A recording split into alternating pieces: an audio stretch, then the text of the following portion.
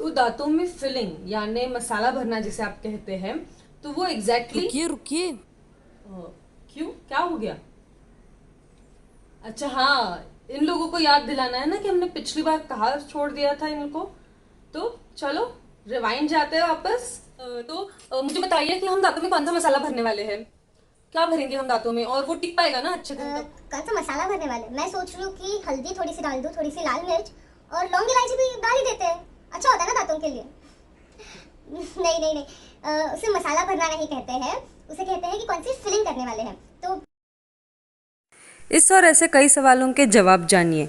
इस चैनल को सब्सक्राइब कीजिए ताकि जब भी मैं कोई इन्फॉर्मेशन डालूं आप तक पहले पहुंचे। तो देखिए, जैसे हमें पता है कि दांतों में कभी भी सड़न हो जाती है यानी कैविटी, तो जब भी कैविटी हो जाती है हमें वहां पे उस कैविटी को क्लीन करना होता है।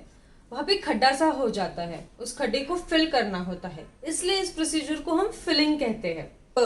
रूट कनाल को तो नहीं जाने वाला है अपना वो क्या मसाला, नहीं नहीं, क्या बोला आपने? हाँ, फिलिंग की जरूरत है। फिलिंग फिलिंग की जरूरत है ना मुझे। तो कौन सा फिलिंग करेंगे हम और कितने साल चलेगा ये? हाँ, तो आप में कौन सी फिलिंग करनी है ना? तो मैं आप हमारे यहाँ पे 3 प्रकार है उस फिलिंग के।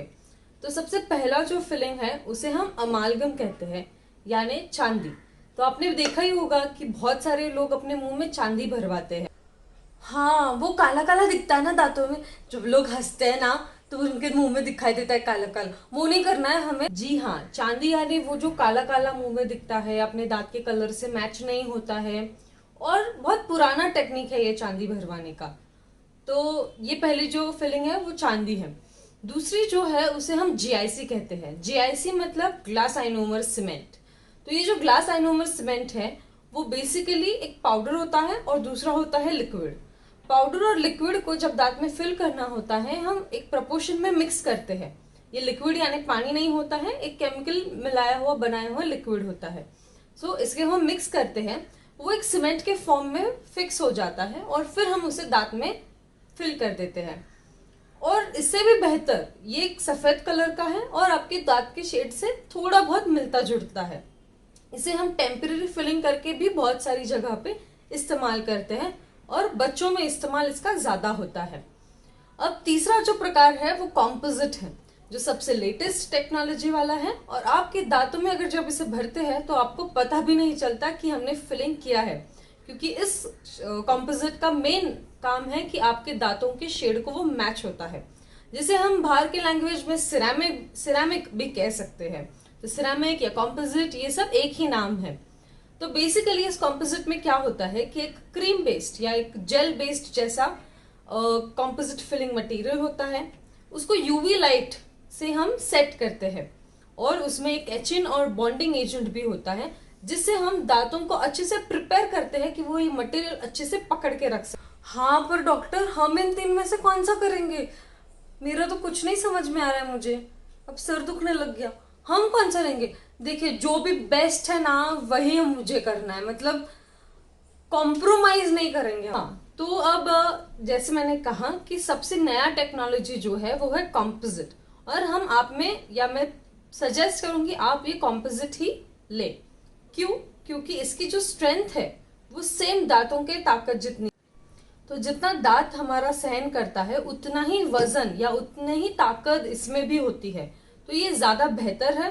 ये दांत को कलर को मैच भी अच्छे से करता है, एकदम मर्ज हो जाता है, और इसमें माइक्रो लीकेज यानी इसके घुलने के या कोई सेकेंडरी सड़न होने के चांसेस, मतलब फिलिंग के बाजू में कोई सड़न होने के चांसेस भी बहुत कम है।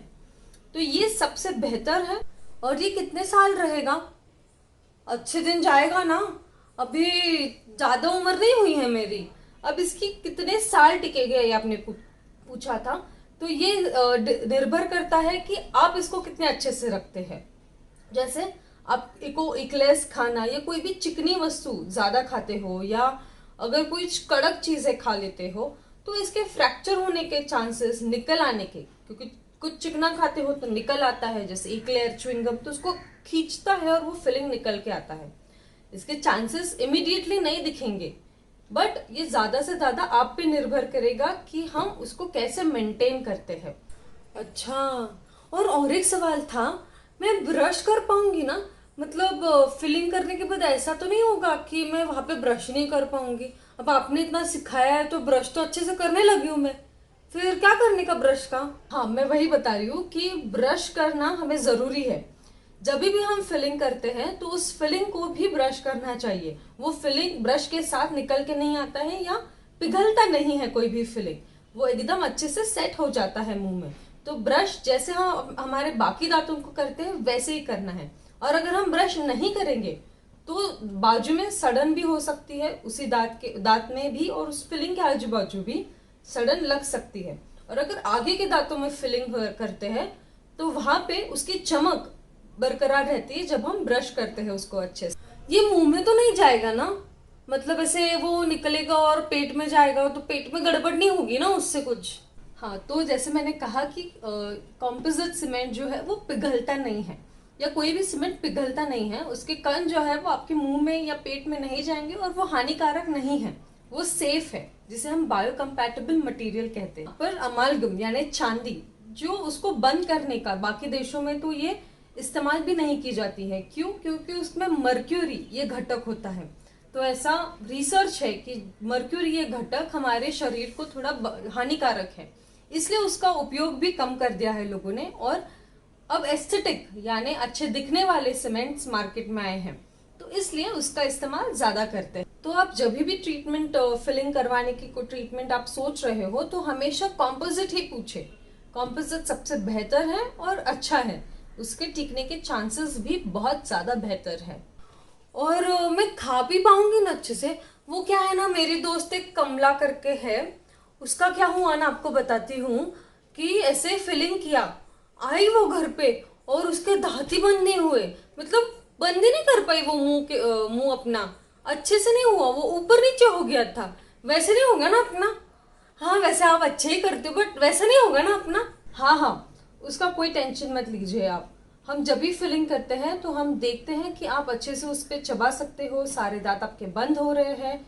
और ऐसे कभी नहीं होता है कि फिलिंग करने के बाद आपको ऊपर नीचे फिल होगा। अगर ऐसा हो रहा है तो अपने डॉक्टर को बताइए कि मैंने फिलिंग किया है और मुझे कुछ अलग सा लग रहा है, मेरे दांत जैसे पहले बंद होते थे वैसे अभी बंद नहीं हो रहे हैं।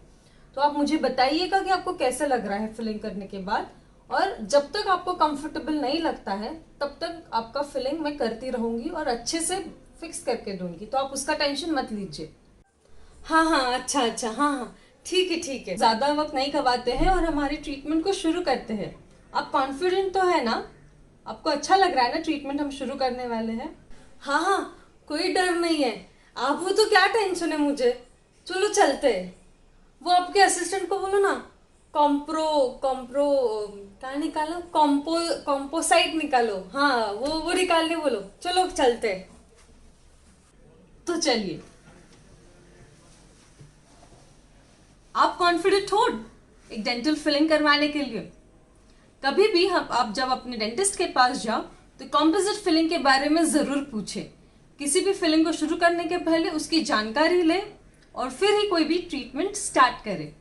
और एक बड़ी सी स्माइल दे और इस चैनल डॉक्टर मानसी शाह को सब्सक्राइब कीजिए, लाइक करें और शेयर करें। अपने दोस्तों को भी बताएं और जानकारी दें कि किस किस तरह की फीलिंग्स होते हैं और आपके लिए कौन सा सबसे बेहतर है। हेल्दी रहे, हंसते रहे और ओरो फिट रहे।